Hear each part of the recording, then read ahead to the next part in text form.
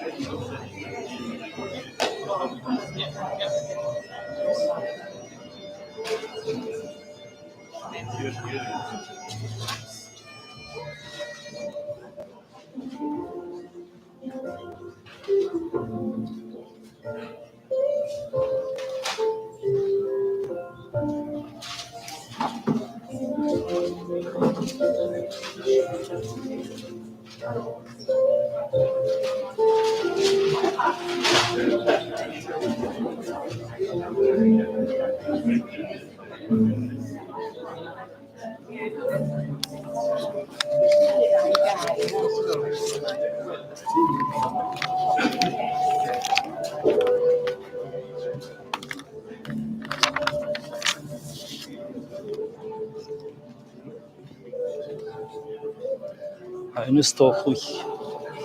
And then I'll call you up. That's fine. That's totally fine.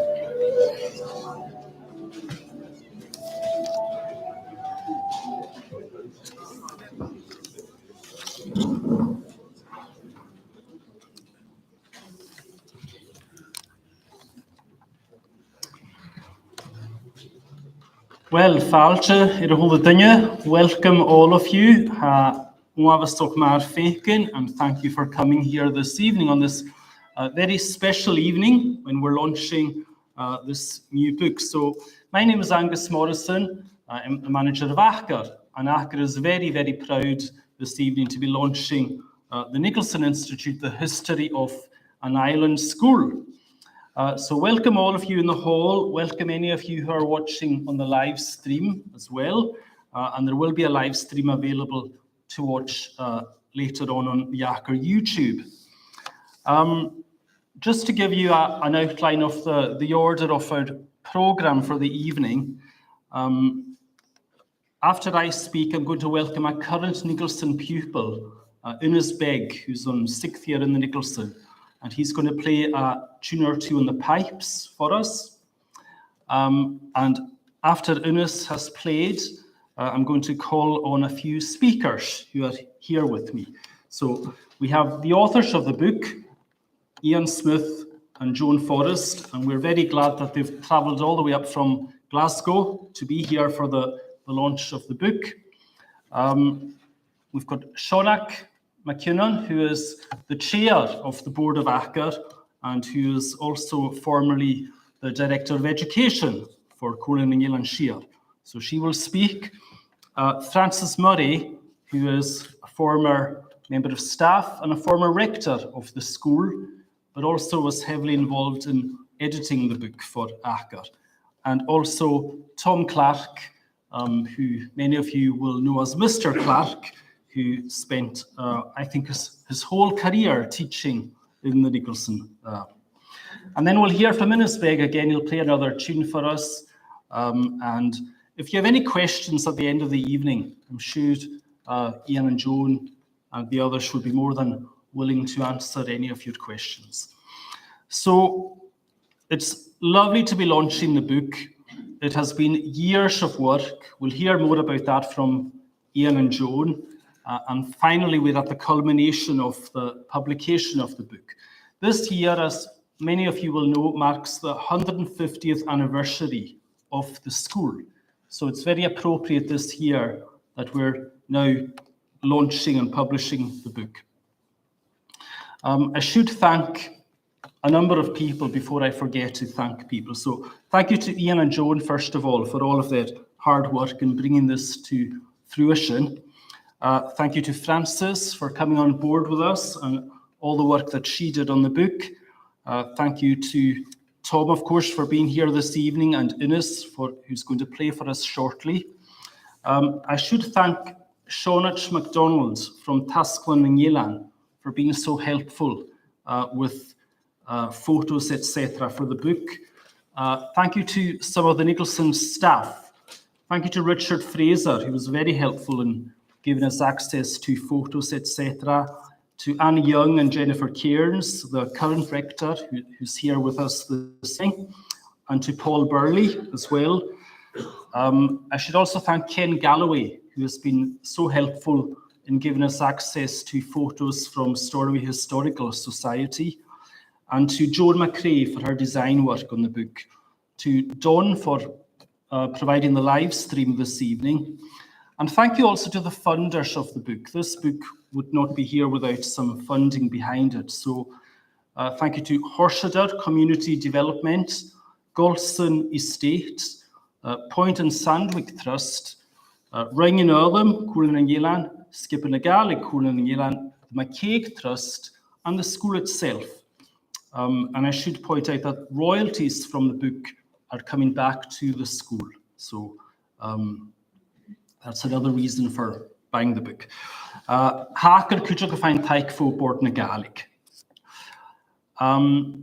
So after this evening, we've got another event in Borv tomorrow evening in the Clan Macquarie Centre, and we're having a lunch in Glasgow on Monday evening in the Partick Borough Hall. So any of you who are in any of those locations are more than welcome to join us. I should also say there is a companion piece to the book, which are vignettes of former alumni of the school.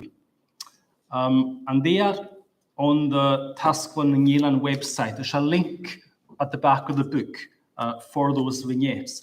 But unfortunately, at the moment, they're unavailable. I think you're probably all aware of what has happened to the Cola IT of late. So those are unavailable at the moment, but hopefully will be available in due course.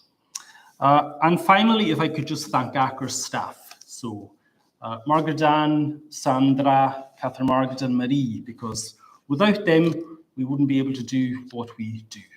So without further ado, I'm going to ask Innes Begg to play a tune for us on the pipe. So please welcome Innes.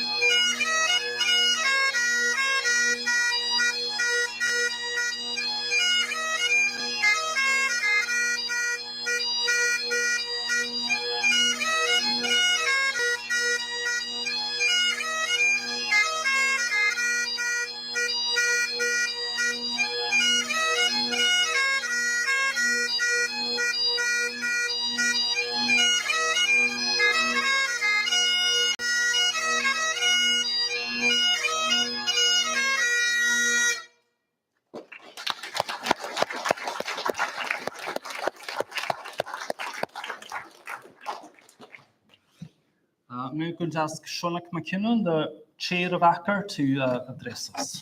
Seanach. Tapla Angus, agus parte de bulle, a mi kun marche di parte Angus mar ha, agus he mat na hyd ac echt yn am hiol nok, a sian na lior, ymrydjach sio a chwyd e bwc. Agus betalym sy, ma hangi fyrt y nys, the Angus agus gan y staff a gacad as li fwst, a sian yn lwpyd chlwy hat gen o chwlo bag a behe. Welcome everybody, and thank you very much for coming out on this cold night to this important launch of this very special book, the book that will relate the history of the Nicolson Institute for the last 150 years. I'm not going to say very much more about that because Ian and Joan will tell you all about it. We're delighted, Ian and Joan, that you are able to come to be with us tonight and to the launch tomorrow night too. And by the time Tuesday comes, you'll be exhausted. So thank you very much for that. And it's just such a pleasure to have you. And thank you for all your hard work over years of work that's gone into this. So without any further ado, I'll ask Ian to come up. Thank you.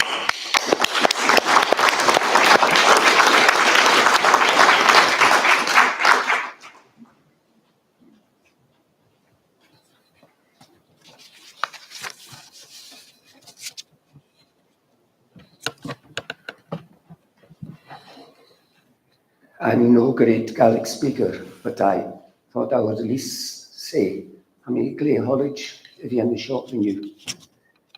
And one of the reasons I'm so pleased, one of the important reasons I'm so pleased is I myself spent something like 6 years as a secondary school student in the Nicolson Institute.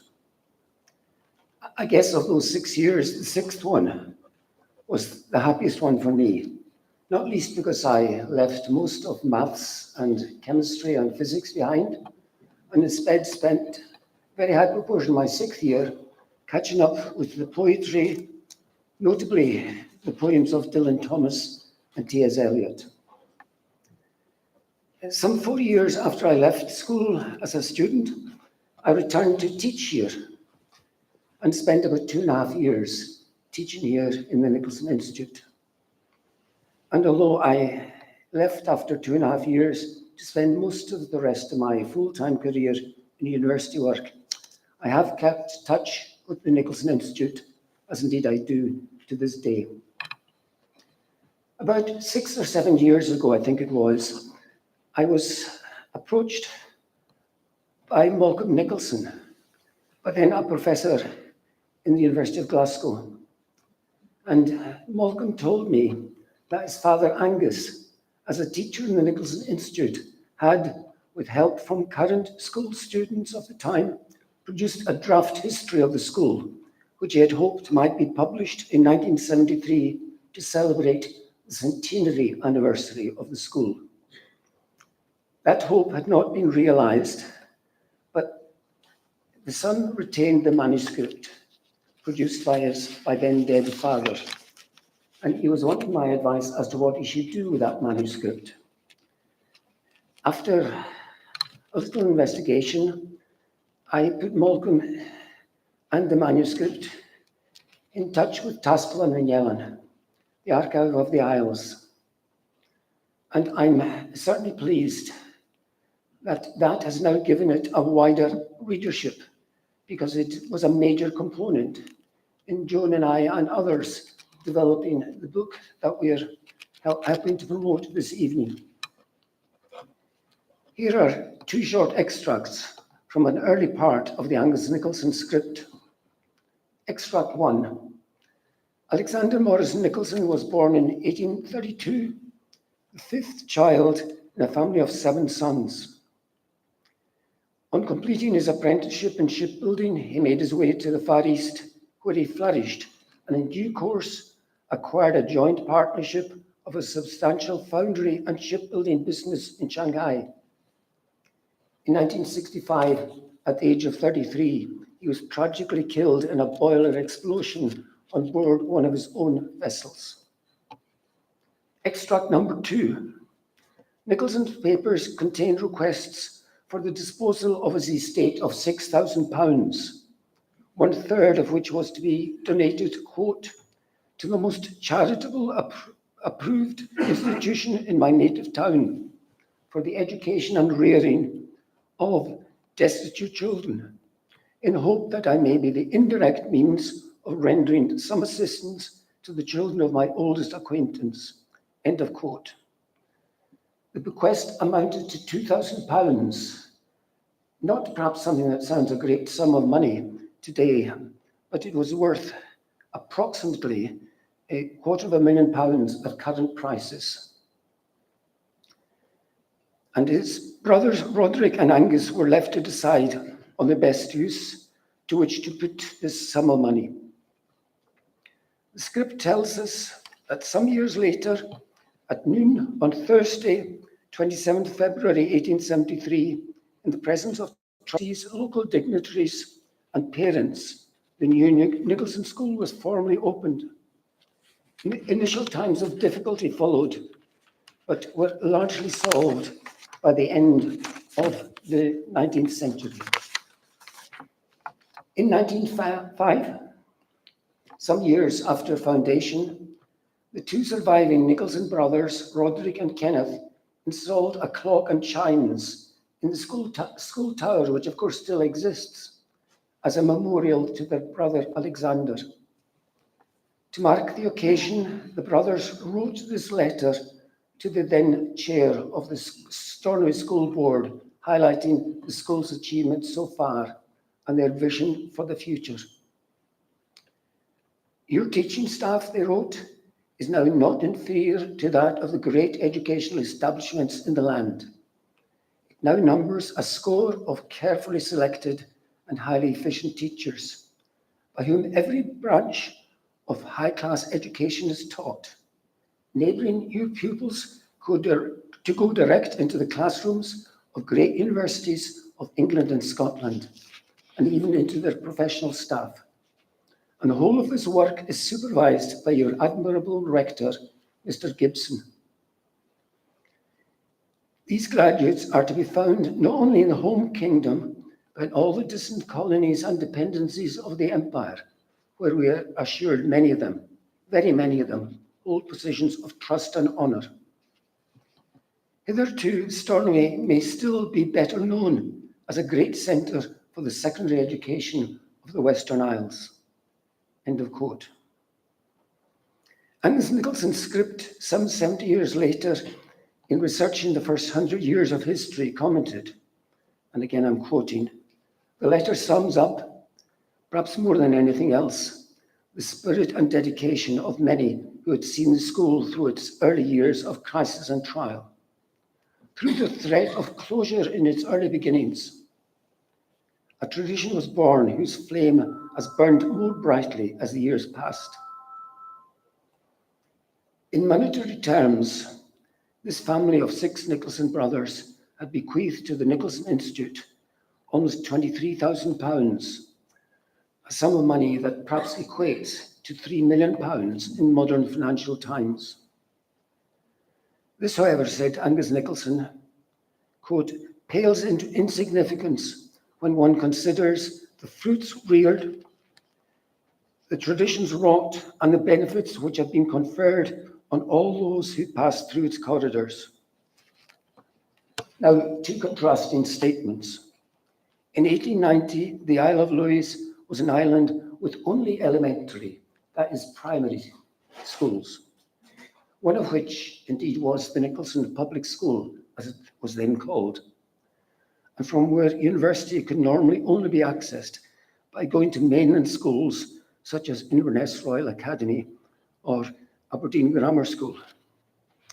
And indeed, some of us had a granduncle who actually came from Sordal, but actually made his way to Aberdeen University, I think it was, using that kind of route.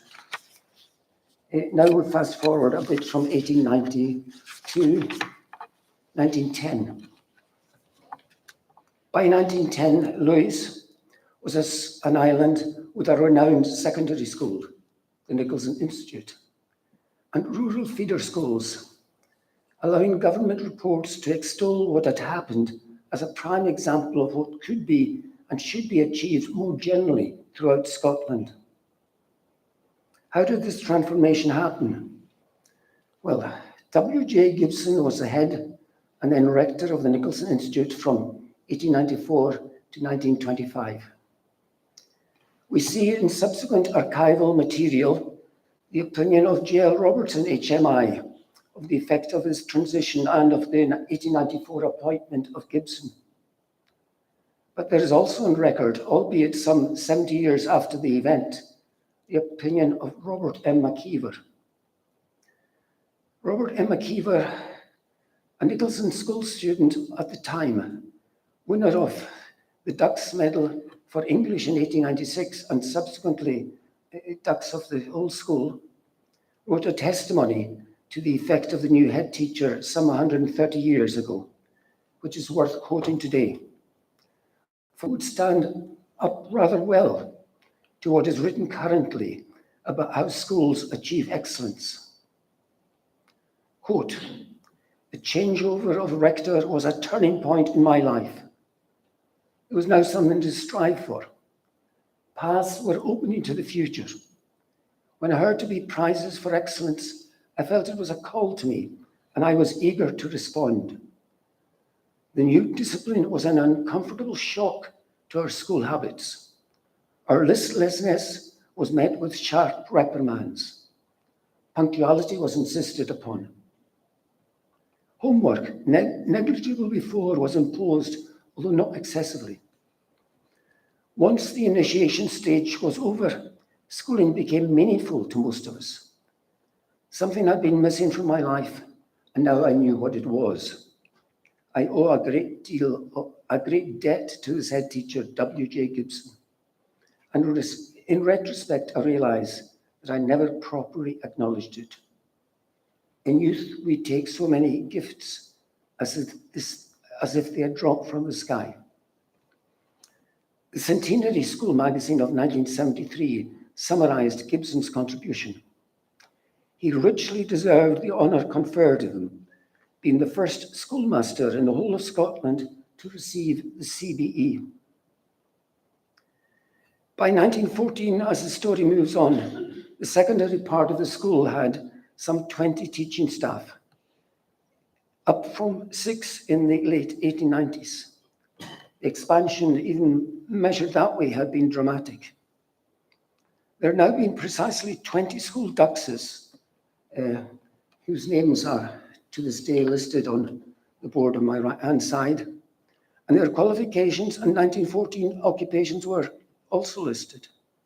Examples being 1895 Dux Donaldina MacLeod, an LLA honours graduate in German of St Andrews University, and by then a Nicolson Institute teacher herself. The 1897 Dux Donald MacLean, with a first-class honours of 1902 from the University of Aberdeen. His honours degree being in English and History. But then he was Senior English Master of Boroughmuir School in Edinburgh, a school of which he subsequently became head teacher. 1898 Dux Robert M. McKeever, MA Edinburgh, first-class honours in Classics, 1903. 1905, a first-class degree from the University of Oxford, and 1907, another first-class honours degree from the University of Oxford. By then, he was a lecturer in Aberdeen University and subsequently became a very distinguished USA professor. Tasclin and Yellen hold multiple copies of the 50th anniversary of the Nicolson Institute, written by the then rector, W.J. Gibson. Now, Mr. and Mrs. Gibson had 2 children. One, a boy, Henry, died in infancy.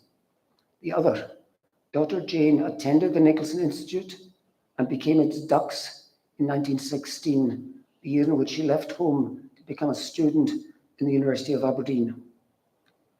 Rather unusually, father, mother, and daughter corresponded regularly, very regularly with each other between 1916 and 1925, We have drawn heavily on the letters from the father and mother, and indeed of letters from ex-NI students at war in World War I, the Great War, not least because they paint a picture of at least four things. One, the impact of the Great War on individuals and indeed on the school. Two, a picture of school illnesses, much more prevalent and much more pervasive then than they are today. Three, the social conditions in the town of Stornoway and indeed in rural Lewis. Mostly a story in the early 1920s of poverty. And four, consequently, of migration from Lewis in the early 1920s, notably, but not, of course, exclusively, on the Metagama. Some of my fellow author, Joan Forrest, is going to talk a little bit more about those just a little later. I cannot, on this occasion, list all the acknowledgements we should make to those who have helped us in major ways with this book. But in particular, I want to acknowledge openly on this occasion Ken Galloway and the Stornoway Historical Society. Tom Clark, now retired Deputy Director of Nicolson Institute, and Shonat MacDonald and Tasclan and Yellen. Let me finish with a slightly, possibly, depending on your judgment, a slightly overstated speech made in the House of Lords in July 1916 and preserved to this day in the electronic archives, the electronic Hansard of the House of Lords. It was made by a man called Lord Haldane, brother of the remarkable Elizabeth Haldane Hostel fame. And that name will mean something to at least some of you. What Haldane said to the Lords was, quote, "What was called the Nicolson Institute in Stornoway was turned into a secondary school, and the effect upon the Hebrides has been extraordinary. The sons and daughters of crofters go there, many of them with little bursaries, which they get through the county council. They get a secondary education at the Nicolson Institute, and from there go out into the world to become teachers, doctors, lawyers, and ministers. And the effect on the social life of the Hebrides has been remarkable. I give that to your lordships as an illustration of what reform will do if it is judiciously and simply applied." And I close with a final word. Angus Nicholson's history, combined with the help of his team of school student researchers of the time, was never fully published. Now their story can be told at last. And among others, we give very grateful thanks to Professor Malcolm Nicolson for putting his father's work properly into the public domain. Thank you.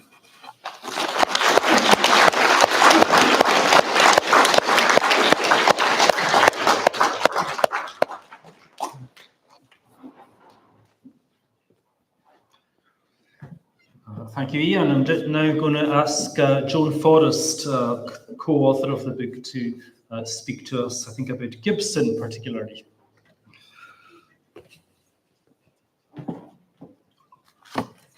Thank you. Good evening to you all. I would like to tell you a little bit more about William John Gibson. He was not the first head teacher, but he was the first rector of the Nicolson Institute. And to celebrate 50 years of the school, he produced a record, some of which was incorporated in this book. He was also an extremely good and inveterate letter writer. His collection was held by his daughter Jane, a former dux of the school, and it now resides in Museum Nanyelin, to whom Jane bequeathed it. But there is a set of letters sent from the students who joined up and served in the front in World War I to Mr. Gibson, many of whom were in the Ross Mountain Battery, but also in famous Highland regiments. The letters are extremely moving and tell us what conditions were like for the boys in training camps and at the front. The boys were hugely grateful for the support shown by the school. Mr. Gibson arranged for parcels to be sent by the girls from the school, and they were always eagerly opened, shared, and letters letters of thanks sent back home. There are light-hearted letters. For example, one talked about how a fellow old Nicholsonian, as they called themselves, grew a wonderful moustache, and he refused to divulge the recipe for how that happened. Also, French phrase books were sent out so the boys could practice the language while they were in France. It caused great amusement, and one soldier offered his platoon's attempt at a well-known song. Longue est la route à Tipperary, c'est très loin d'y marcher. Longue est la route à Tipperary, la demeure me bien aimée. Now, I'm not sure my French is any better than my Gaelic, but I tried. Several expressed gratitude for receiving the higher leaving certificate. The Scottish Education Department of the time agreed to award the certificate provided their previous scholastic achievement were satisfactory and records were kept for future scrutiny.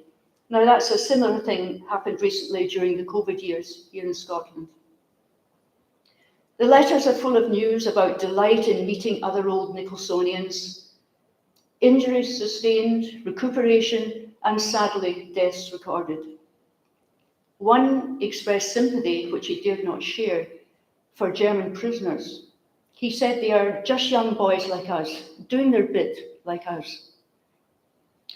They took such pride in being old Nicholsonians and pride in the school. Their gratitude to Mr. Gibson is so moving. Here are a few excerpts recorded in the book. Alec Thompson wrote, "My best wishes to the boys of the old school, and at the present crisis, I could not wish for them better than to be led by the hand which has led so many of us already. May you find comfort in the thought that those of us who have been so fortunate as to have passed through your hands still bear the stamp of the old school and try to live up to your standard of looking on life." Murdo Murray was keen to continue his Gaelic studies. He said, "I should like very much to get the higher Gaelic papers. If you have any ones, I shall feel obliged if you send me one. I heard it was much too difficult for the ordinary pupil." And Alec Mackenzie enjoyed the Gazettes. "We carry about 90 men, everyone from England but myself. I have great laughs over them trying to read the Gaelic in the Gazette. I believe every Lewisman in the service look forward to its coming, as it's just like paying a visit to old Stornoway. I like that debate between DYM and Nishoch.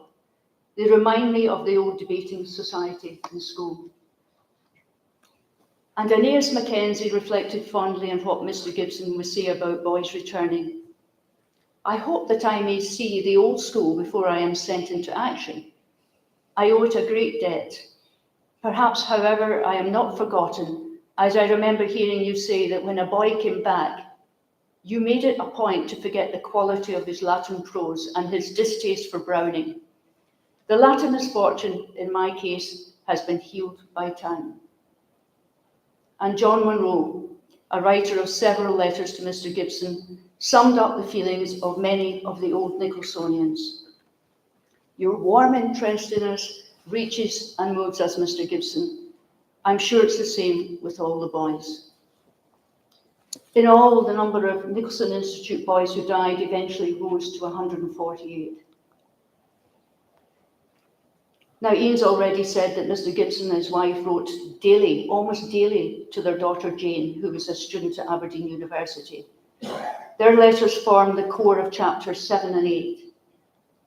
They paint a vivid picture of life in Stornoway and Lewis during the Great War, incorporating all the events that affected the school, such as poverty, much due to potato and corn failures and lack of work in the fishing industry, illness, housing shortage and the problems that presented for teaching staff, emigration to Canada with the opportunities and regrets that engendered.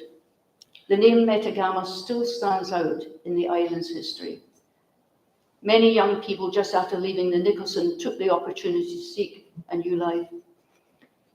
Here, Mr. Gibson spoke of the arrival of the Metagama. "Saturday here was a stirring day.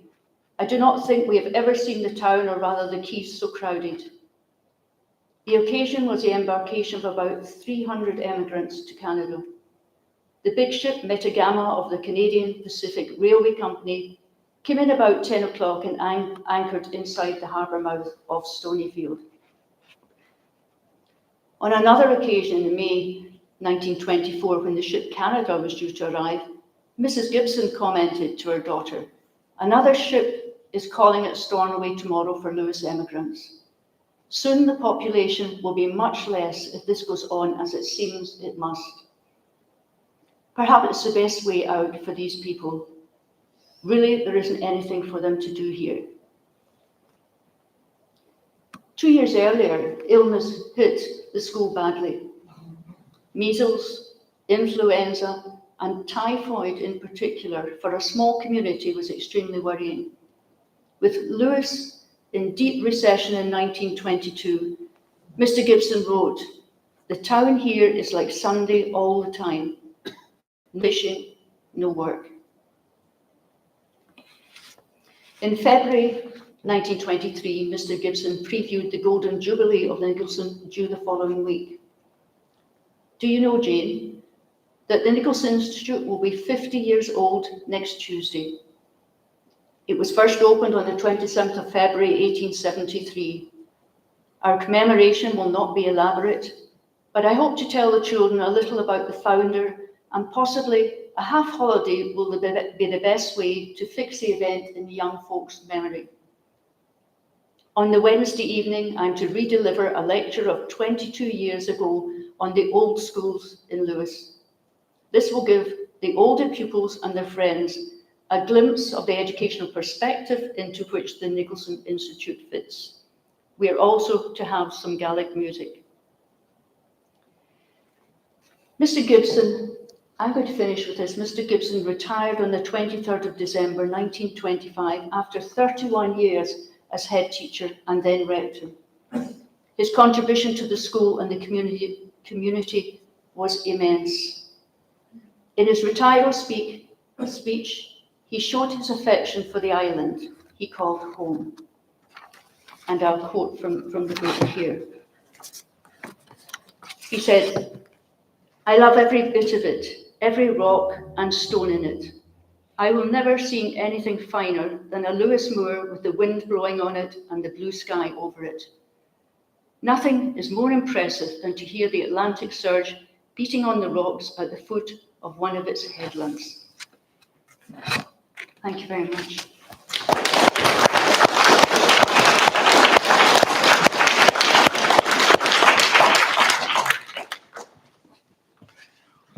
Thank you, Joan.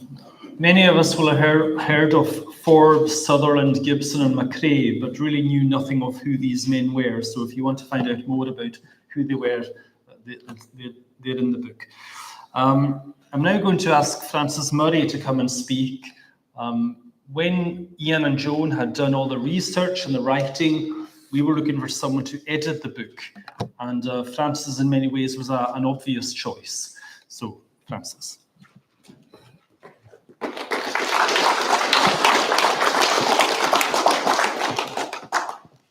Good evening, everyone, and thank you very much. I'm going to start with a wee extract from the book too.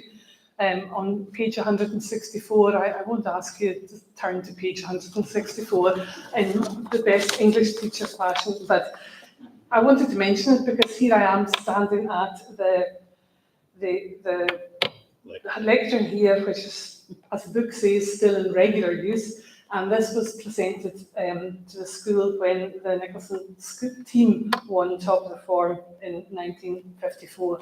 So it's so nice to be able to talk about a kind of continuity from the past to the present, and I hope you'll see that running throughout the book as well. So when Ian Smith first contacted me about his proposed book, I was in what I would say was the 5th stage of my relationship with the Nicolson Institute, serving as the school's first female rector. I was delighted to get involved then, but COVID intervened, and here we are 5 years later. The book is a reality, I'm sure you'll agree, a beautiful reality, and I've entered a different stage of my relationship with the school. I'm now the councillor for Stornoway South, which contains the school building. And if it's not too self-indulgent, tonight I'd like to take you on a whistle-stop tour of that changing relationship between me and this school. Stage 1. To begin with, my ties with the Nicolson date back long before my birth. As with many people of my age from Stornoway, I'm a second-generation Nicholsonian, growing up with tales of both my parents and their siblings' school days under the rectorship of Johnny Cray in the 20s and the 30s, delighted and horrified in equal measure by tales of Miss Reid in the infant school giving my father the strap on his very first day in school for standing on his desk at dinner time. A boy beside him told him that's what you did.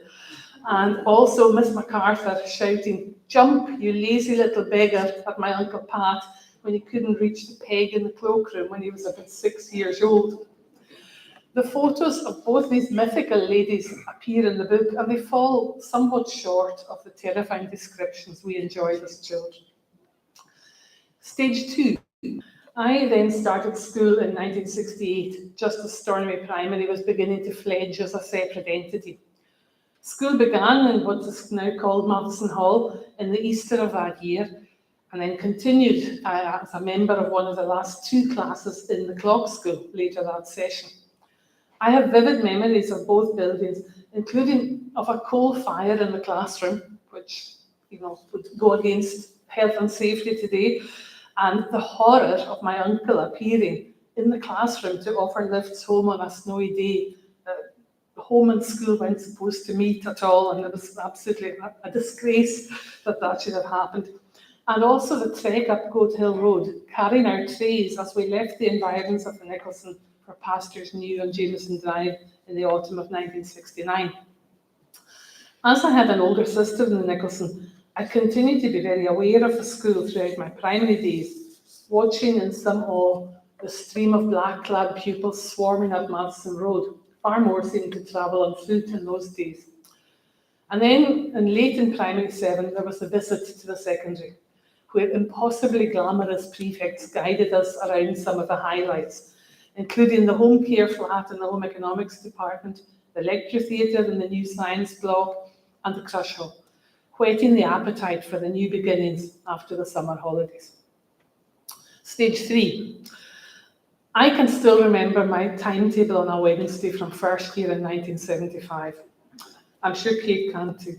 There were 9 periods in the day then, and mine went Geography, History, Gaelic, Music, Maths. That was the morning. RE, English, Maths and French. This took us from Springfield South to Francis Street, to Matheson Hall, to the South Huts, and to the main building, with registration in the North Huts thrown in for good measure. I don't ever remember getting lost, but there was plenty of opportunity to dawdle crossing Matheson Road to avoid a few minutes of certain subjects.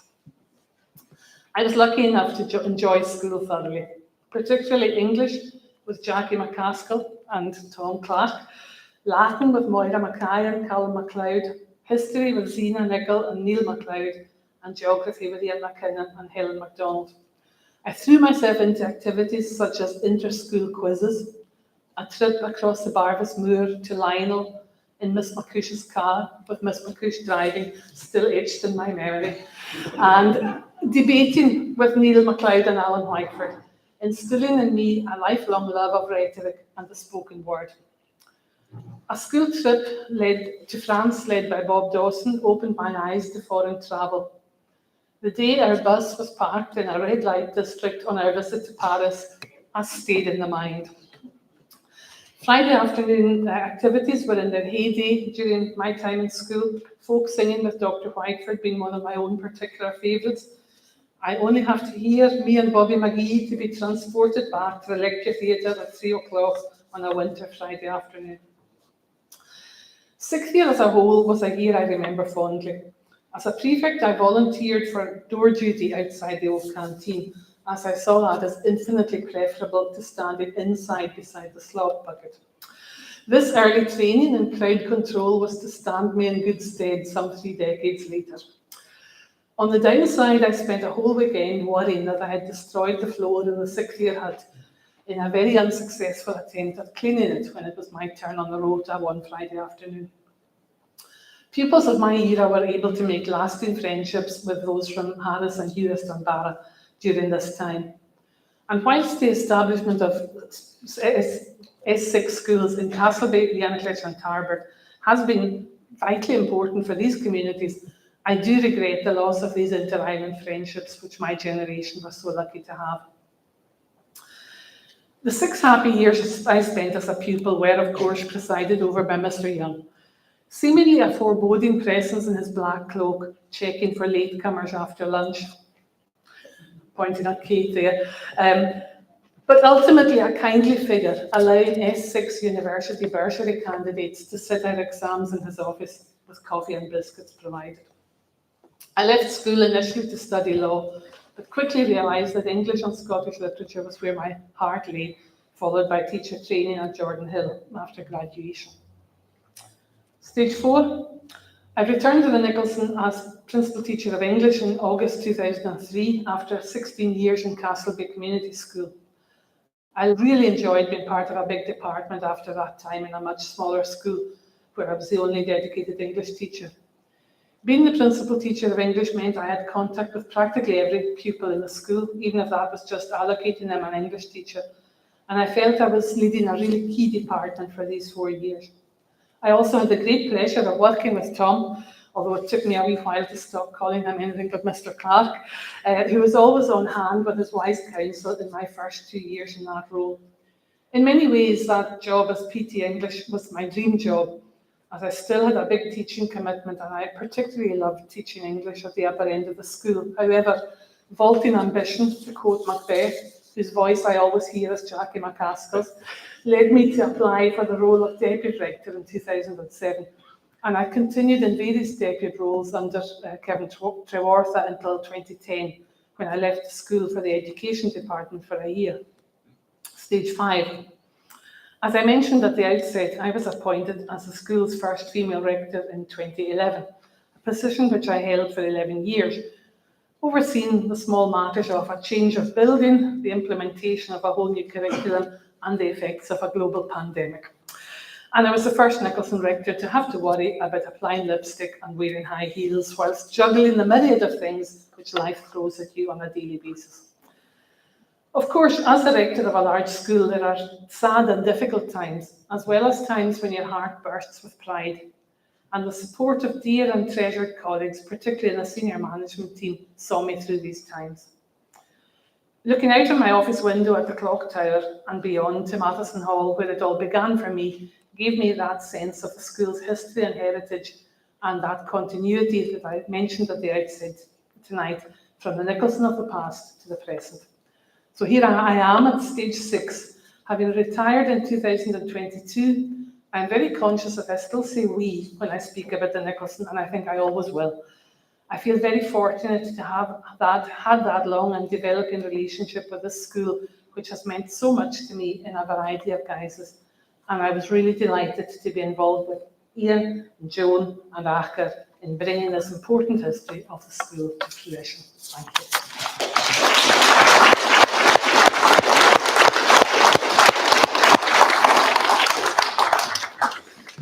Thank you, Francis. Finally, I'm going to ask Mr. Clark to speak of his own recollections. Everybody else got a clap.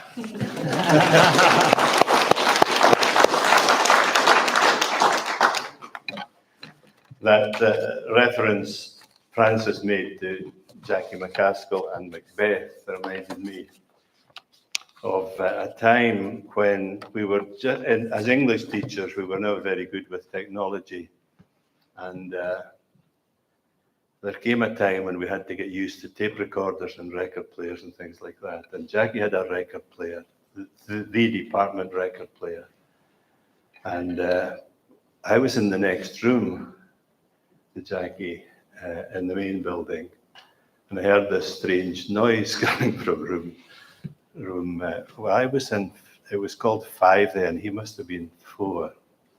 Anyway, next door. And I couldn't work out what was happening. So I decided to investigate. And I don't know if you'll all remember record players where they had 3 speed settings. And one of them was 33. And he had decided he was going to play the class a scene from Macbeth. But he had the speed setting at 33. And the entire class were trying to stuff their hankies into their mouths because they knew what he'd done wrong, but he was blissfully unaware. And till I went in, I just turned the switch and went back to my own room.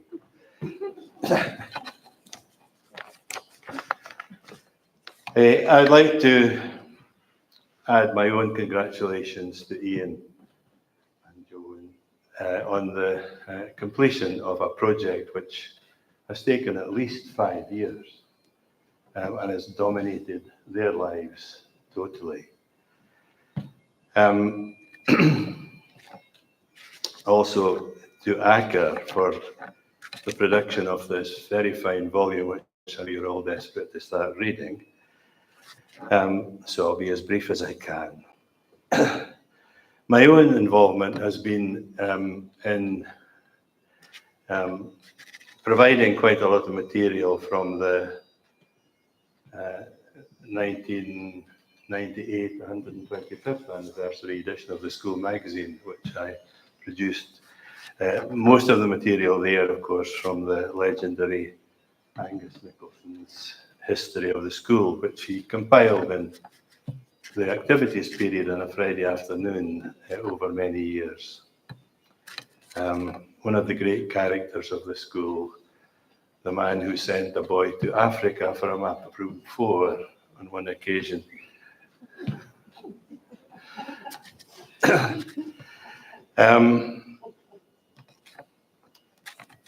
I also updated Angus's history covering the rectorships of Mr. Young and Mr. MacDonald. And Ian then asked me for some of my own reminiscences of my early years in the Nicolson. I'm not going to mention them in detail because they're in the book. I also had copies of all the staff photographs from 1973 to 2005 when I retired.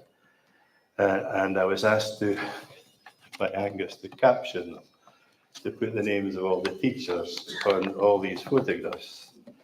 That's a considerable feat of memory, but I think most of them are accurate. And a lot of these photographs you'll see in the book, in the final production. Also, along with Ken Galloway, we have spent many hours proofreading drafts 1, 2, 3, 4, 5, etc. And it was with great relief that we learned that Francis had been given the task of editing the final arrangement of material. The book was beginning to assume the proportions of Gibbon's Decline and Fall of the Roman Empire.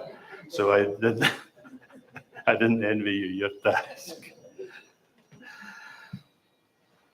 I recently came across a wee autobiographical note from a lady called Henrietta Mackenzie, who came from my own adopted village of Cheshire. She was a pupil in the Nicolson between the years 1913 and 1918. And of course, she'd gone to Aird School in her primary years. The children from our village walked over the moor to Aird. And she must have been an outstanding pupil because she was encouraged to carry on to the Nicolson, and I think strings were pulled and she was given a place in the Nicolson. She walked from far end of Point to Stornoway every Sunday to her lodgings and walked back on a Friday night. And on one occasion, her autobiography is fascinating. On the way to Stornoway, they were caught in a snowstorm in Sandwich, and she and two other girls sheltered behind a wall, where they were found hours later, semi-conscious and, frozen, and had to be taken into a house and warmed up, and then they carried on to school. Here are some comments she made about her experience in the Nicolson in Class 4. And she refers to two of the rectors that have already been mentioned a few times tonight. John McCrae was, I think, the best teacher I ever came across before he left for the war. Like many of the pupils, he went off to war as well. He taught most subjects, though I think his bent must have been towards the sciences. When I finished 2 years later, he sent me a field telegram written in France in the trenches, congratulating me. I still have it.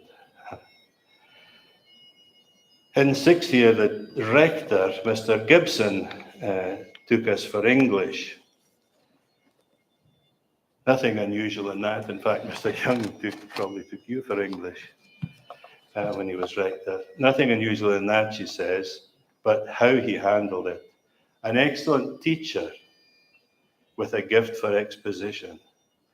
For example, of logical progression in the shorter catechism, drama in the book of Job, and the literary quality of Isaiah. Fortunately, by the time I joined the English department in 1971, the syllabus had changed, and my ignorance of logical progression in the shorter catechism was never exposed. Unlike many of you here, I was never a pupil in the Nicolson, something I regret. But having spent 34 years in the school, I feel I can claim that the school has played a major part in my life. In fact, I think I've served longer than any of the rectors in the book. My own secondary education took place in the most southeasterly school in Scotland, the Berwickshire High School. But I'd always been strangely drawn to the Outer Hebrides. So I accepted a teaching post in the Nicolson, which was the most northwesterly school, so it couldn't have been more diametrically opposed to where I went to school. I quickly realised I'd been very fortunate. Under Rector Eddie Young, sorry, I shouldn't call him Eddie, Mr. Edward Young, and a young, enthusiastic staff. The year I joined, 1971, there were 18 new members of staff. Were you actually one of them, Ian? I think you were.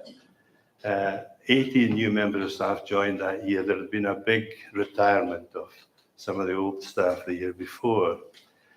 So the school was buzzing with ambition and energy.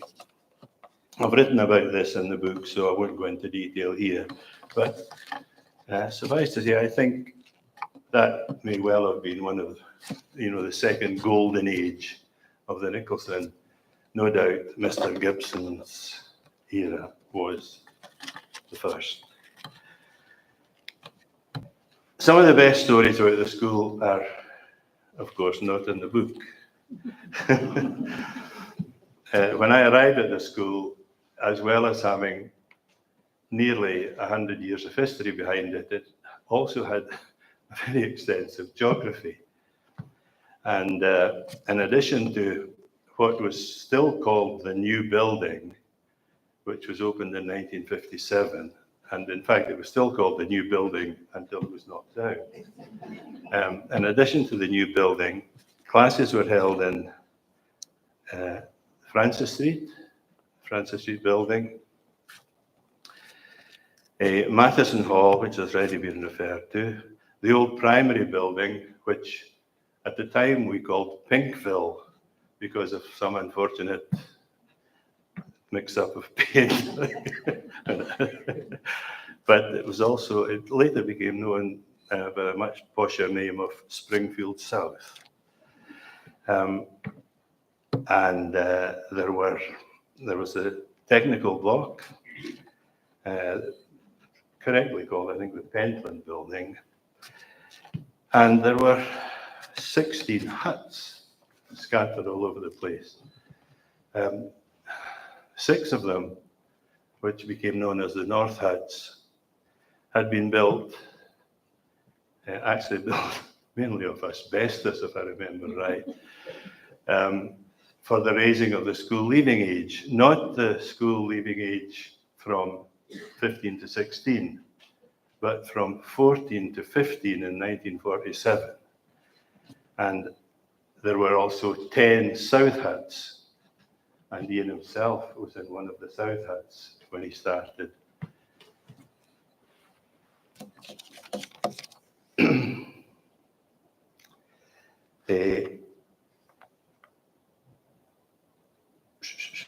Well, there wasn't even a connected system of bells between all these buildings.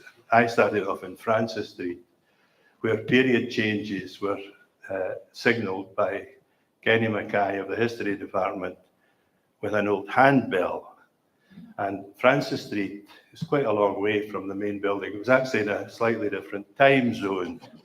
So, so that when the bell went for the morning interval in Francis Street, you had plenty of time to go over to the main building if you were handing in something to the office, where you discovered the classes were still at work.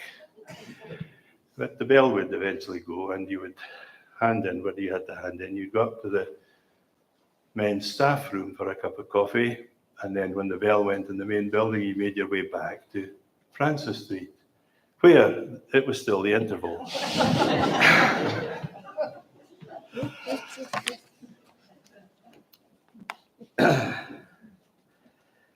Goodness knows what system prevailed in South Hut 10.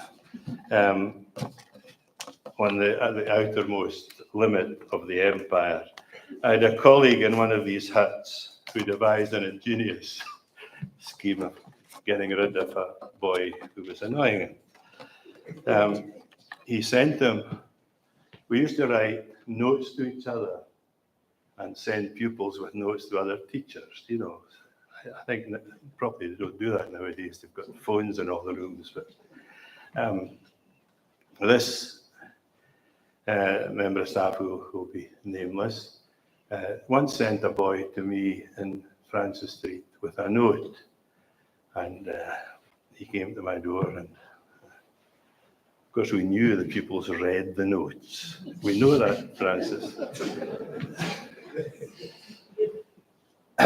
But this note simply, it was sealed. And when he opened it, it said, "I have no message. Please send this boy on to Mr. MacLeod in the main building. With a bit of luck, by the time he gets back, the period will have finished."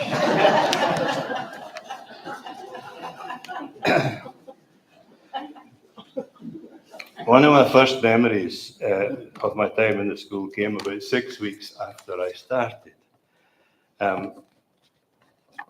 And this is another people arrived with a note. First thing in the morning, before the school had started, actually, I was in my classroom and he brought a note. This was, the person who sent the note was Dram. Do any of you remember Dram? Mr. D.R.A. MacLeod. And the note simply said, "Look out, Tom, Jerry's on his way." You remember Tom and Jerry? I had no idea what this meant. Jerry's on his way. Well, anyway, a few minutes later, there was another knock on the door, and I was confronted by a very dapper gentleman who introduced himself as Mr. James Caird, Senior Chief Inspector for the North of Scotland. "May I come in?" He then explained that he would be observing my lessons all morning. And in the afternoon, he would swap with his colleague, Mr. Williamson, who was at that time with another member of my department who had started the same year. They were going to swap over. So I was going to have an inspector with me, unannounced, the whole day. Now, can you imagine that? It was even worse because at that time, the Nicolson had, I think, the longest school day in Scotland. School started at 10 to 9 and finished at 4:15. Am I right, Angus? And for the first 25 minutes, it was RE, it was registration and RE. You had to do RE with your register class. And here was an inspector coming to inspect my RE.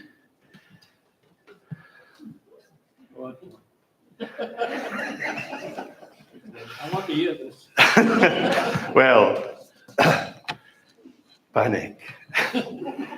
Where are the parables? So I quickly found a parable. We got the boys. I had a second year registration class. They were very lively boys. 2S3 they were called. We found a parable. I got them to read it, and then we discussed what it meant. And you know this, they were brilliant, these boys. And in fact, I've always found that when an inspector is in your room, your pupils will rally around. They will back you to the hill, pull out all the stops. Anyway, I was very pleased, but I had him for the whole morning. And he just sat at the back of the room and he took notes, and I was assured by people who knew him that his notes were in Greek in case anybody was looking over his shoulder. So for the rest of the morning, he sat silently at the back of my classroom as my various English classes came and went, taking notes, as I say, in what I was assured.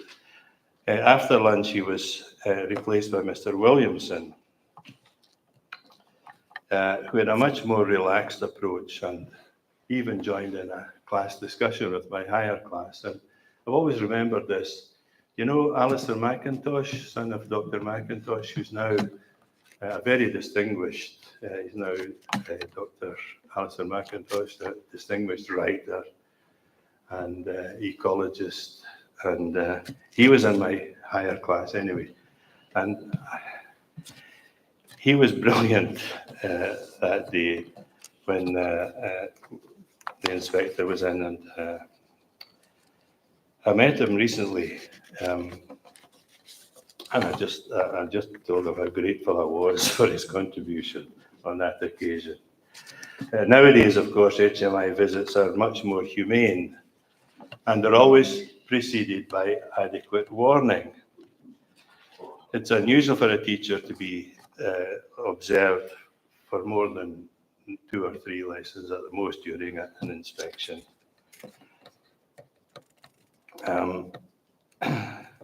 But they can still strike terror into every teacher when you hear the inspectors coming. In fact, I know of one lady, one female teacher who locked her door and flatly refused to allow the inspector into her room. Some of you may know that story as well. Staff rooms play a very important part in the lives of teachers, and Nicolson was no exception. When I was elevated to the new building, I became a member of an elite gentlemen's club known as the men's staff room. There was no actual notice banning women, but I think maybe wanton practice and dubious hygiene regarding coffee cups, almost universal pipe smoking, had made it a male preserve, an inner sanctum and debating society. I think Pinkville, Angus, was more or less a bridge club, wasn't it? the staff room, but I also was a debating society, and you know who was usually the chairman. Any interruption to the lunch break was frowned on. At one point, annoyed by regular knocks at the door, a senior member attached a notice saying, "Do not knock on this door during the interval for any reason." A few days later, a timid tapping was heard on the door, and the same senior member of staff marched purposefully towards the door, confronted a small boy who was trying to say something. "Can you not read, boy?" But sir, what does it say on this notice? "But please, sir, I've been shot."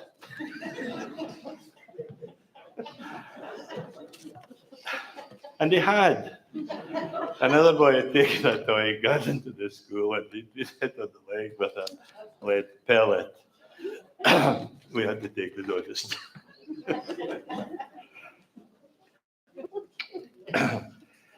It was also in the upstairs staff room that I sat one day marking essays during a free period. The table I was sitting at was right beside the window, and it overlooked the football pitch on Smith Avenue. Suddenly I heard this almighty boom from the other side of the football pitch, followed by what I thought was a mushroom cloud rising up into the heavens. And as it rose, what had been a house underneath it had completely disappeared.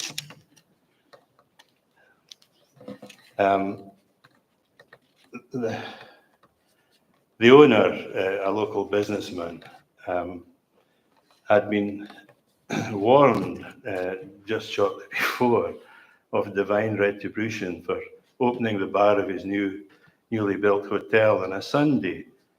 And that was the first thing that crossed my mind when I saw that his house disappeared. The explosion had been caused by a gas leak. A very scary moment. All the occupants survived, but for weeks afterwards, every PE class was seen on their hands and knees crawling over the football pitch, picking up bits of glass. That's just one of my random memories. It's not in the book. I have to say, I feel very privileged to have played a small part in the history of this great school. I enjoyed my time as principal teacher of English, as you did, Francis. A job made easy for me by a highly experienced and competent team of colleagues. We survived many HMI inspections with flying colours and coped with many changes in Scottish education. We piloted standard grade, ScotVec communication modules, so there's a bit of a story attached to that one. TVEI, some of you will remember TVEI, and higher still. I'm quite glad I got out in time to avoid curriculum for excellence. I also enjoyed my time as head of the upper school, when I made an effort to get to know all the pupils in sixth year and as many as possible in fifth year. I devised a system of regular monitoring of progress and setting targets for them.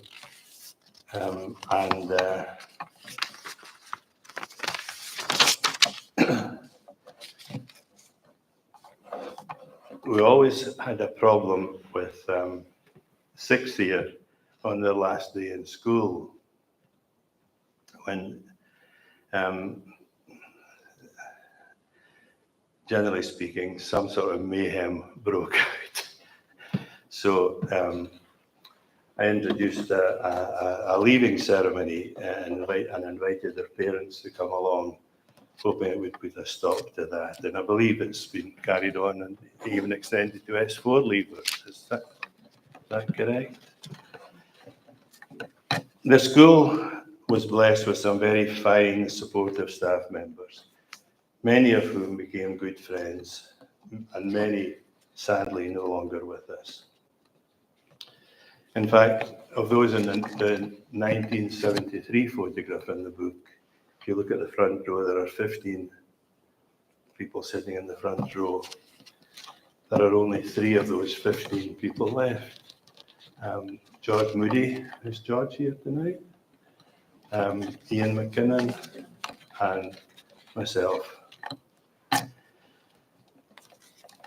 The famous Nicolson team spirit saw us through the dark days of the 1990s when the very existence of the school was under threat. And I'm sure you'll survive for another 150 years.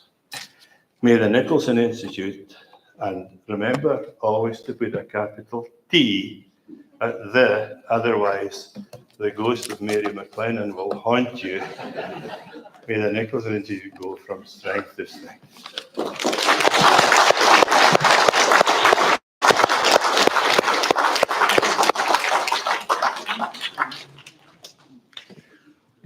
Thank you very much, Tom.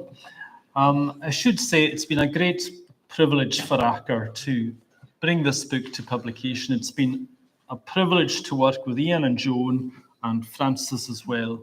And the school has played such a big part in many of our lives. So it's really wonderful to bring this book to fruition now. We have a roving microphone. So if anyone has any questions or comments, then we could take questions, I'm sure, and we could bring the microphone to where you are if you wish. Anybody have any questions or comments or anything they'd like to add?